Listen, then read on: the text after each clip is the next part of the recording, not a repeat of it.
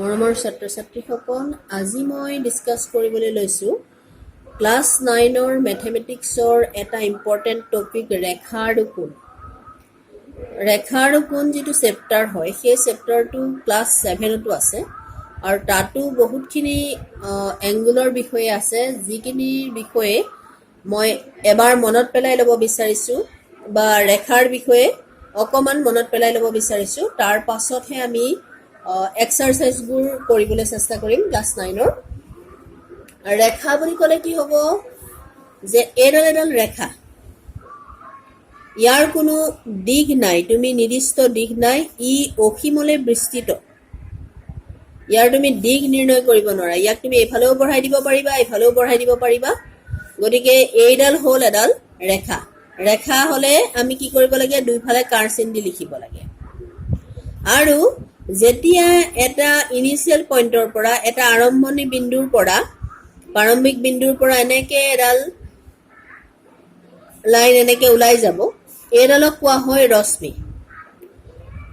এডাল হ'ল ৰশ্মি আৰু এডাল হ'ল ৰেখা, এডাল হ'ল লাইন আৰু এডাল হ'ল ৰশ্মি, ইংলিছত কোৱা হয় ৰে। ইয়াত কি থাকে, এটা প্ৰাৰম্ভিক বিন্দু থাকে। মই থুলমূলকৈ ক'ব বিচাৰিছোঁ কাৰণ ক্লাছ 7ত এইখিনি কথা আছিলে, ক্লাছ 9ত আৰু বিশেষ আৰু বেলেগ বস্তু পঢ়িব লাগিব, সেইটো কাৰণে ক্লাছ 7ৰ প্ৰত্যেকটো কথাই ক'ব বিচৰা নাই। এইটো হ'ল প্ৰাৰম্ভিক বিন্দু আৰু এইটোৰো কি কৰিব নোৱাৰি, কোনো ইয়াৰ নিৰ্দিষ্ট জোখ নাথাকে, ইয়াকো বঢ়াই লৈ গৈ থাকিব পাৰি।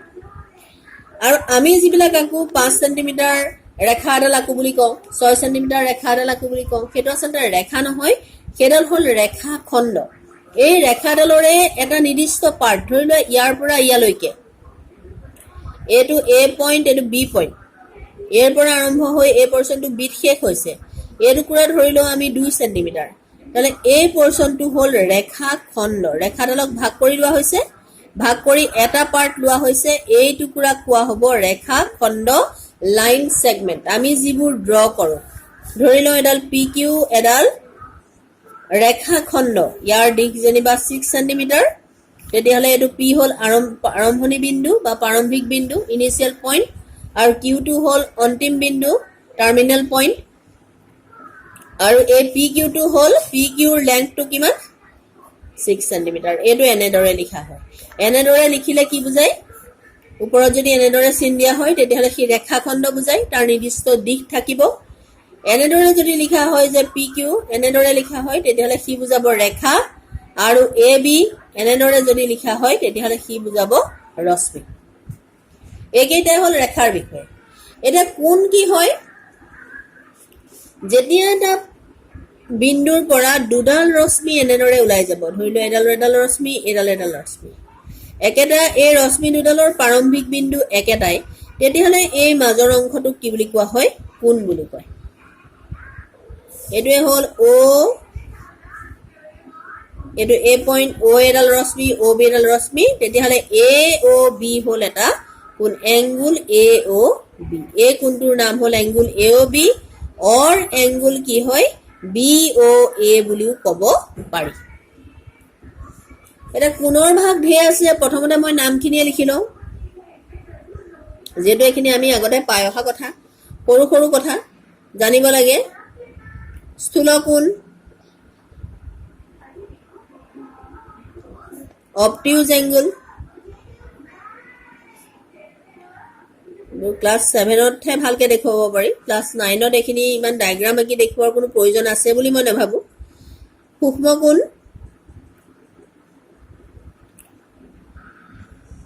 এইটো হ'ল একিউট এংগুল ইংলিছত। নাম্বাৰ 3 আমি আৰু কি পাইছোঁ, সমকোণ, ৰাইট এংগল, আৰু কি পাইছোঁ নাম্বাৰ 4ত, সৰল কোণ,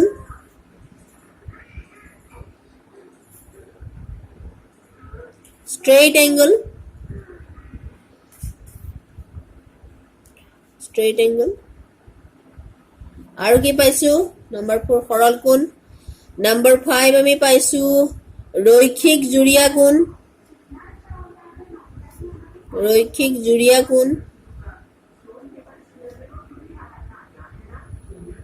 Number 6, সন্নিহিত কোণ, ৰৈখিক জুৰীয়া কোণ, linear pairs of angles, linear pairs of angles, সন্নিহিত কোণ,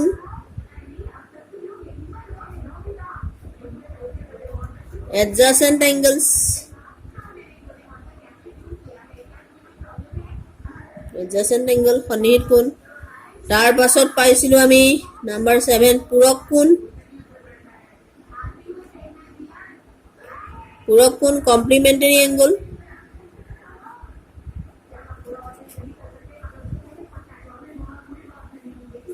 কমপ্লিমেণ্টাৰী এংগল। নাম্বাৰ 8ত পাইছোঁ সম্পূৰক কোণ,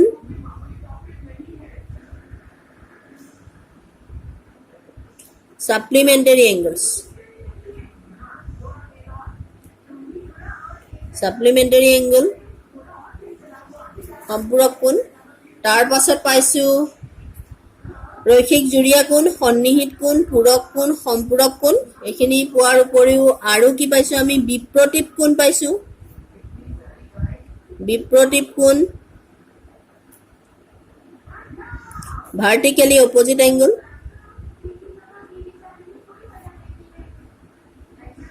ভাৰ্টিকেলি অপজিট এংগল। তাৰ পাছত পাইছোঁ আমি একান্তৰ কোণ, একান্তৰ অন্তঃকোণ বা একান্তৰ কোণ, অল্টাৰনেট এংগল।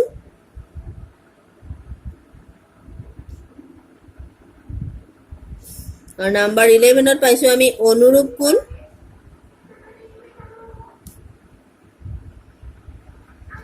আৰু বিভিন্ন ধৰণৰ কোণ আছে,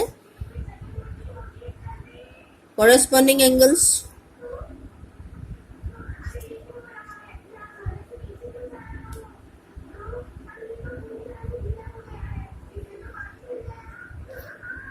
তাৰ পাছত আহিলে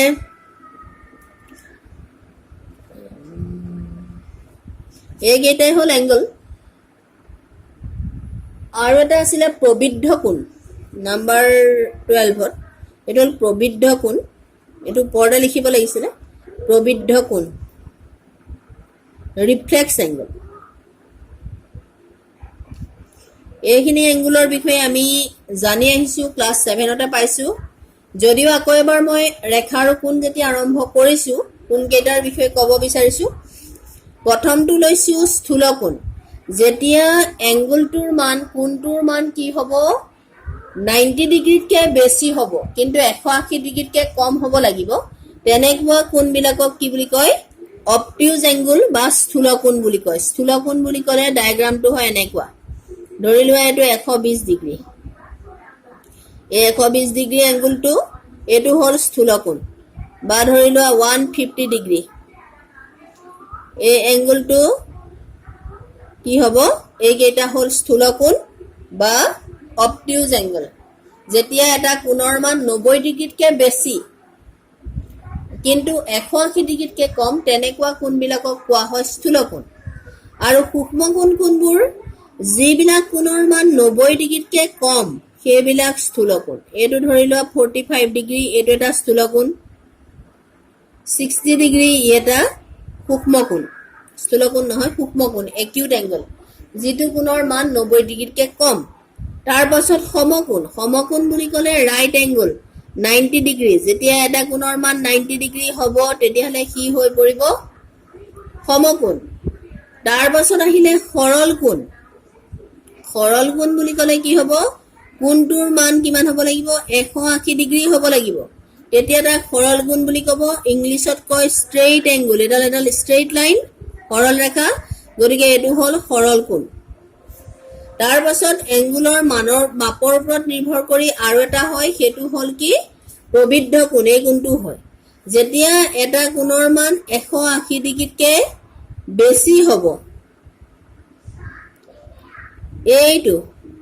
এইফালে যিটো কোণ, এইটো কিমান ডিগ্ৰী হ'ব? এইটো হ'ব 310 ডিগ্ৰী। 180 ডিগ্ৰীতকৈ ডাঙৰ কিন্তু 360 ডিগ্ৰীতকৈ সৰু যিবোৰ এংগুল, সেই এংগুলবিলাকক কোৱা হয় প্ৰবৃদ্ধ কোণ। এইটো হ'ল প্ৰবৃদ্ধ কোণ।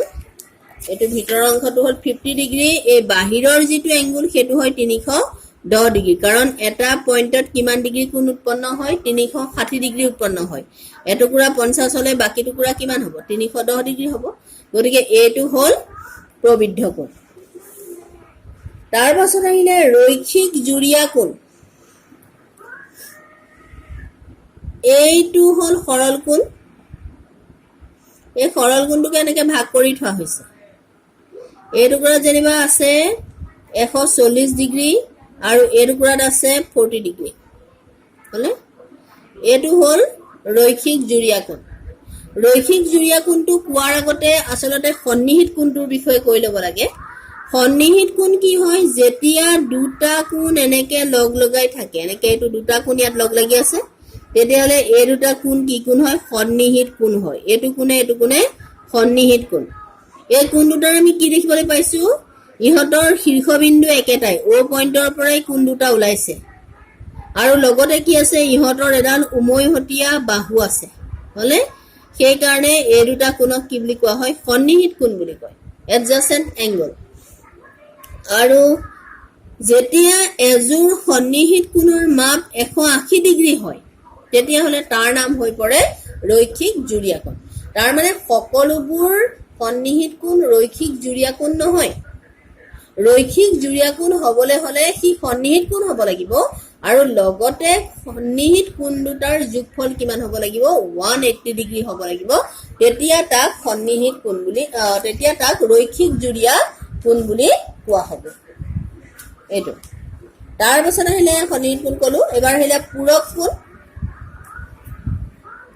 পূৰক কোণ হলে দুটা কোণৰ যোগফল যেতিয়া 90 ডিগ্ৰী হয় তেতিয়া এটা কোণক আনটো কোণৰ পূৰক কোণ বুলি কয় এইটো ধৰি লোৱা 60 ডিগ্ৰী আন এটা কোণ আছে 30 ডিগ্ৰী এই দুটা কোণৰ যোগফল কিমান হৈছে 90 ডিগ্ৰী হৈছে সেই কাৰণে ইহঁতৰ নাম হ'ল পূৰক কোণ পূৰক কোণ এনেকেও সন্নিহিত হিচাপে আঁকিব পাৰি এনেকেও আঁকিব পাৰি এটা সন্নিহিত কোণ আঁকা হৈছে আৰু এই কোণ দুটাৰ যোগফল কিমান হ'ব 90 ডিগ্ৰী হ'ব সেই কাৰণে এই দুটা কোণক কি বুলি কয় এটা কোণক আনটো কোণৰ পূৰক কোণ বুলি কয় one angle is complementary to the other ঠিক তেনেকে সম্পূৰক কোণ হলে কি হ'ব যে দুটা কোণৰ যোগফল যেতিয়া 180 ডিগ্ৰী হ'ব এটো ধৰিলে 120 ডিগ্ৰী এটো 60 ডিগ্ৰী এটা এংগল দুটাৰ যোগফল কিমান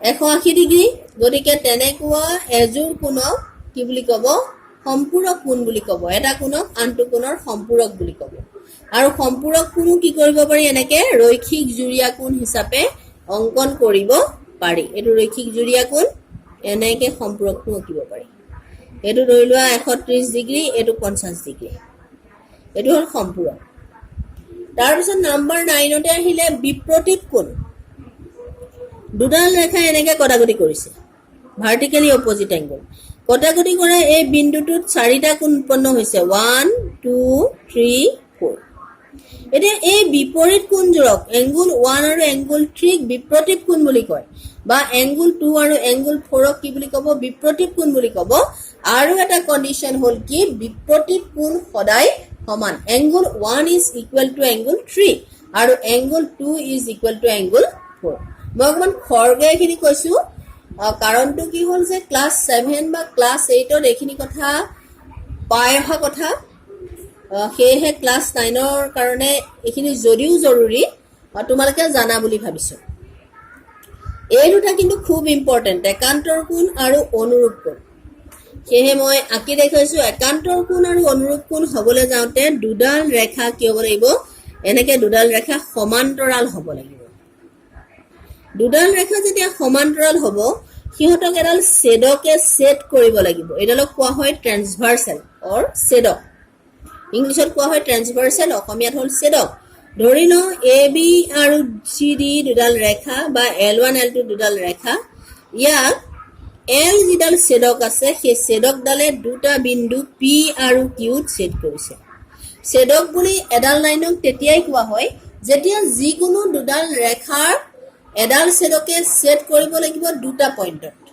দুডাল ৰেখা হলে ছেদবিন্দু দুটা থাকিব লাগিব তিনিডাল ৰেখা হলে ছেদবিন্দু তিনিটা হ'ব লাগিব তেতিয়া হলে সেই লাইনডালক ছেদক বুলি ক'ব বা ট্ৰান্সভাৰ্সাল বুলি ক'ব এতিয়া এই এল লাইনডালে এ বি আৰু চি ডি এই সমান্তৰাল লাইন দুডালক পেৰেলেল লাইন দুডালক দুটা পইণ্টত কাটিছে পি আৰু কিউ। তেতিয়াহ'লে এল হ'ল ছেদক। এতিয়া এই পি আৰু কিউত কিমান এংগুল উৎপন্ন হৈছে বাৰু? 1 2 3 4 ইয়াতে 4টা 5 6 7 8 8টা এংগুল উৎপন্ন হৈছে। এতিয়া এংগুলবিলাকৰ নাম আমি চাওঁ। প্ৰথমতে আমি চাওঁ যে অন্তঃকোণ কিমান আছে, ইণ্টেৰিয়ৰ এংগুল কেইটা আছে। ইয়াত ইণ্টেৰিয়ৰ এংগুল 4টা আছে, 3 4 5 and 6। এইকেইটা হ'ল ইণ্টেৰিয়ৰ এংগুল, ইহঁত অন্তঃকোণ। আৰু বহিকোণ অন্তঃকোণ প্ৰথমতে আমি লিখি লওঁ অন্তঃকোণ কেইটা। ইণ্টেৰিয়ৰ এংগুল কি কি? Angle 3 angle 4 angle 5 angle 6। তাৰ পৰা আহিলে বহিকোণ। বহিকোণ কেইটা আছে? Angle 1 angle 7 angle 2 angle 8। এইকেইটা হ'ল বহিকোণ। আৰু তাৰ পাছত আহিলে ছেদকৰ একেফালে থকা কোণ। ছেদকৰ একেফালে থকা কোণ হ'ল 2 3 5 8 আৰু 1 4 6 7। এইকেইটা। এতিয়া একান্তৰ কোণ কাক কয়? যেতিয়া এযোৰ সমান্তৰাল ৰেখাক এডাল ছেদকে ছেদ কৰিব, তেতিয়াহ'লে ছেদকৰ দুয়ো পিনে থকা অন্তঃকোণযোৰক একান্তৰ কোণ বুলি কয়। ছেদকৰ দুইফালে থকা অন্তঃকোণযোৰ 3 আৰু 4 6 3 6 ইহঁত কি কোণ? একান্তৰ কোণ। বা 5 আৰু 4 ইহঁত কি হয়? একান্তৰ কোণ হয়। হ'বনে? 3 6 5 4 সিহঁত কি হয়? একান্তৰ অন্তঃকোণ, ইণ্টেৰিয়ৰ এংগলছ। তাৰ পাছত অনুৰূপ কোণ কোনবিলাক ক'ব? যেতিয়া এযোৰ সমান্তৰাল ৰেখাক এডাল ছেদকে ছেদ কৰিব, তেতিয়া ছেদকৰ একেপিনে উৎপন্ন হোৱা এটা বহিকোণ আৰু এটা অন্তঃকোণক একেলগে কি বুলি কয়? অনুৰূপ কোণ বুলি কয়। যেনে 2 5 অনুৰূপ কোণ, ই বহিকোণ ই অন্তঃকোণ। তেনেকে 3 8 অনুৰূপ কোণ, কাৰণ ই অন্তঃকোণ ই বহিকোণ। 1 6 একান্তৰ কোণ অনুৰূপ কোণ, কাৰণ 1 বহিকোণ 6 অন্তঃকোণ। 4 7 4টো হ'ল অন্তঃকোণ, 7টো হ'ল বহিকোণ। গতিকে 4 7 কি হ'ব? অনুৰূপ কোণ। তাৰ পাছত আকৌ ইয়াত কি লগাব পাৰি যে 2 + 3 কিমান হ'ব? 180 ডিগ্ৰী হ'ব, কাৰণ ৰৈখিক জুৰীয়া কোণ। 1 + 4 180 ডিগ্ৰী হ'ব। 3 + 4 180 ডিগ্ৰী হ'ব। 2 + 1 180 ডিগ্ৰী হ'ব, চব ৰৈখিক জুৰীয়া কোণ। 5 + 6 180 ডিগ্ৰী, 5 + 8 180 ডিগ্ৰী, 6 + 7 180 ডিগ্ৰী, 8 + 7 180 ডিগ্ৰী। কাৰণ ইহঁতো কি হয়? লিনিয়াৰ পেয়াৰ্ছ অফ এংগল, ইহঁতো ৰৈখিক জুৰীয়া কোণ। তাৰ পাছত আহিলে 2 4 সমান আৰু 3 1 সমান। কাৰণটো কি? কাৰণটো হ'ল ইহঁত কি কোণ? বিপ্ৰতীপ কোণ। They are linear pairs of, they are vertically opposite angle. তাৰপিছত 5 7 ইহঁতো কি হয়? বিপ্ৰতীপ কোণ, ভাৰ্টিকেলি অপজিট এংগল। আৰু 8 6 ইহঁতো কি হয়? অনুৰূপ কোণ। আৰু আমি জানো বিপ্ৰতীপ কোণ, আমি জানো যে বিপ্ৰতীপ কোণৰ মান সদায় সমান। Major of vertically opposite angles R always equal. এইখিনিয়ে হ'ল ৰেখা আৰু কোণৰ বিষয়ে জানিবলগীয়া প্ৰাৰম্ভিক কথাখিনি। এইখিনি কথা নজনাকে ক্লাছ 9ৰ যিখিনি প্ৰব্লেম আছে, সেই প্ৰব্লেমখিনি ছল্ভ কৰাটো সহজ নহয়। বিশেষতঃ কোণবিলাক জানিব লাগিব। আৰু কোন দুটা কোণৰ যোগফল 90 ডিগ্ৰী হ'ব, কোন দুটা কোণৰ যোগফল 180 ডিগ্ৰী হ'ব, সেইবোৰ আমি দেখোঁতেই গম পাব লাগিব। আৰু কোণৰ বিষয়ে আমি অনুৰূপ কোণ, একান্তৰ কোণ, সেইখিনি কথা আমি ভালদৰে বুজি ল'ব লাগিব। সদায় মনত ৰাখিবা, একান্তৰ কোণ সদায় হ'লে মানে গোটেই দুইটা কোণেই অন্তঃকোণ হ'ব লাগিব বা দুইটা কোণ বহিকোণ হ'ব লাগিব। কিন্তু অনুৰূপ কোণ হ'লে কি হ'ব? এটা অন্তঃকোণ হ'ব লাগিব, এটা বহিকোণ হ'ব লাগিব। অনুৰূপ কোণ সদায় ছেদকৰ একেফালে থাকে আৰু একান্তৰ কোণ সদায় ছেদকৰ বিপৰীত ফালে থাকে। সেইকেইটা কথা আমি ভালদৰে জানিব লাগিব।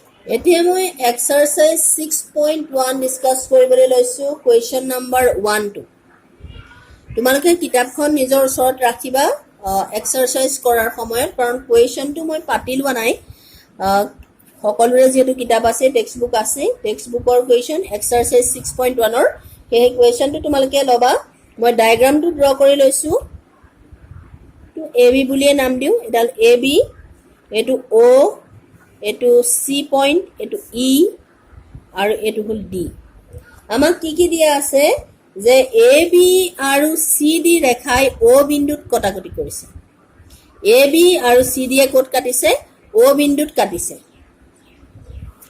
যদি angle AOC plus angle BOE সমান 70 ডিগ্ৰী এতিয়া এই AOC এটো angle plus angle BOE angle সদায় লিখিব জানিবা যে AOC বুলি কৈছে এংগুল AOC বুলি ক'লে কি হ'ব এই O পইণ্টটো শীৰ্ষ বিন্দুটো হ'ব যৰ পৰা কোণটো উৎপন্ন হৈছে সেইটো সদায় মাজত লিখে বাকি ৰশ্মিৰ যিকিটা মূৰ বিন্দু বা ৰেখা দুডালৰ যিকিটা মূৰ বিন্দু সেই মূৰ বিন্দু কেইটা সদায় ক'ত লিখা হয় দাঁতিত লিখা এংগুল AOC এ যিটো এংগুলক বুজায় এংগুল COA একেটা এংগুলকে বুজাব এতিয়া আমাক কন্ডিশনটো দিছে যে angle CAOC plus angle BOE এটো হল কিমান ডিগ্ৰী দিয়া আছে 70 ডিগ্ৰী বুলি দিয়া আছে আৰু এংগুল BOD এটো পুৰা দিয়া আছে আমাক 40 ডিগ্ৰী এটো দিছে আমাক 40 ডিগ্ৰী তেন্তে BOE এই পোৰশনটো উলিয়াব লাগে আৰু প্ৰত্যাৱৰ্তী এংগুল COE যেটো প্ৰত্যাৱৰ্তী এংগুল হেতু উলিয়াব লাগে তাৰ মানে প্ৰবিদ্ধ কোণটোৰ কথা কৈছে যেটো ৰিফ্লেক্স এংগুল প্ৰত্যাৱৰ্তী এংগুলটো COE এৰ প্ৰত্যাৱৰ্তী এংগুলটোৰ মান উলিয়াব লাগে এটোৱে হল কোৱেশ্চন এনে আমাক কন্ডিশন কি দিয়া আছে প্ৰথম কন্ডিশনটো আমাক দি থৈছে যে AOC প্লাস এংগুল BOE সমান কিমান দিয়া আছে আমাক 70 ডিগ্ৰী বুলি দিয়া আছে আৰু এংগুল BOD সমান দিয়া আছে আমাক 40 ডিগ্ৰী BOD সমান 40 ডিগ্ৰী এতিয়া BOD যদি 40 ডিগ্ৰী হয় তেতিয়াহলে এই এংগুলটো এংগুল AOC কিমান হ'ব এটাকে এংগুল AOC সমান কি হ'ব 40 ডিগ্ৰী হ'ব কাৰণটো কি ইহত দুটা বিপৰীত কোণ এনেকে কটাকটি কৰিছে এই পৰীক্ষাত বা দেখুৱাবলগীয়া নহয় মই বুজিবৰ কাৰণে আকিছো এটো এডাল AB লাইন এডাল হল CD লাইন এটো হল BOD এংগুল এটো দিয়া আছে 40 ডিগ্ৰী আৰু এটো AOC যেটো এংগুল হ'ব এটো AOC যেটো এংগুল হ'ব এটো এংগুল কি হ'ব এটো বিপৰীত কোণ হ'ব গতিকে এংগুল AOC সমান কি হ'ব 40 ডিগ্ৰী ব্ৰেকেটৰ ভিতৰত কিন্তু লিখিবই লাগিব বিপৰীত কোণ এটো কথা আমি উল্লেখ কৰিবই লাগিব বিপৰীত কোণ ইংলিছত কি হয় ভাৰ্টিক্যালি অপোজিট এংগুল ঠিক আছে তাৰ পাছত AOC যদি 40 ডিগ্ৰী হয় এতিয়া এটোলে মন কৰা AOC সমান 40 ডিগ্ৰী এটো 40 ডিগ্ৰী তেতিয়াহলে BOE কিমান হ'ব 70 ডিগ্ৰী মাইনাস এংগুল AOC মানে 70 degree minus 40 degree is equal to 30 degree BOE সমান কি হ'ব 30 ডিগ্ৰী হ'ব বলে এটাকে কি হ'ব এটাকে BOE সমান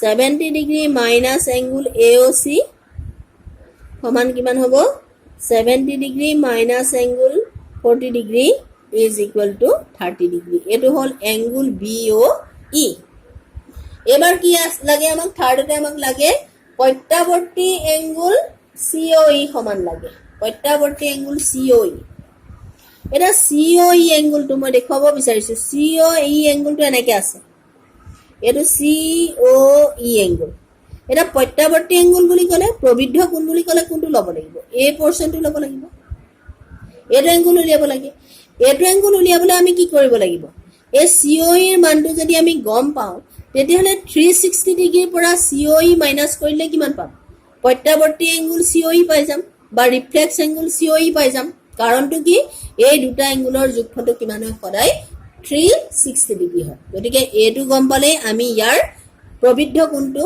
বা প্ৰত্যাৱৰ্তী কোণটো বা ৰিফ্লেক্স এংগুলটো আমি উলিয়াব পাৰিম এতিয়া চিত্ৰৰ পৰা আমি কি দেখিছো যে এটো পোৰশন এই তিনিটা কোণ যোগ কৰিলে কিমান ডিগ্ৰী হয় 180 ডিগ্ৰী হয় সৰল কোণ হলে গতিকে সেইটো লিখো যে চিত্ৰৰ পৰা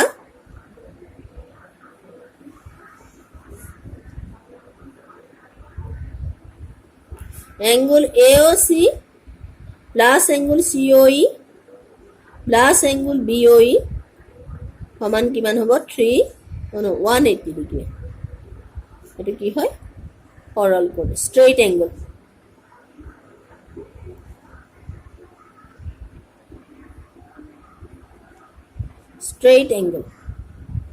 ঠিক আছে এতিয়া আকৌ আমি কি জানো যে AOC plus BOE কিমান হয় angle AOC plus angle BOE 70 degree প্ৰথমতে আমাক দিয়া আছে এটো plus COE is equal to 180 degree অইনাকো কৰা নাই এই দুটা লগ লগাই দিছো কাৰণ এই দুটাৰ মান আমাৰ ওচৰত আছে 70 degree so 70 degree plus angle COE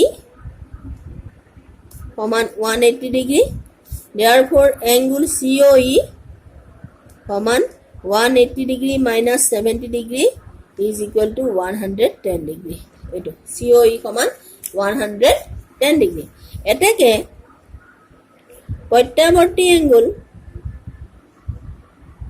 প্ৰত্যাৱৰ্তী কোণ COE বা আমি ক'ব পাৰো যে ৰিফ্লেক্স এংগল